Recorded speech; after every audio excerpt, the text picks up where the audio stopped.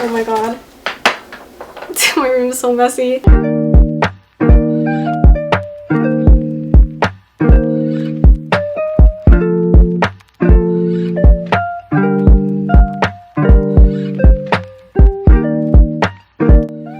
Hey guys, it's Mia here, and today I'm going to be doing a clean my room with me video. And honestly, I'm a little bit embarrassed to be doing this video just because my room has gotten so messy, and what you're about to see in this video is the aftermath of what my room looks like after exam season. But I really wanted to do this video just because my last clean my room with me video was like in 2017 or something like that, so it's been quite a few years. And the catch is that I have to have my room cleaned in 2 hours, and the reason for that is that I have a Zoom meeting at 6 p.m. and a lot of people are going to be there, and I don't want them to see my really messy room. And honestly, I could have had my room cleaner earlier yesterday, but I spent 5 hours yesterday playing Valorant because I have zero self-control, and this is what usually happens with my free time. So let's see if I can make my room look at least a little bit more presentable and decent at the end of these 2 hours. So I hope you guys enjoyed this video, and without any further ado, let's just get started.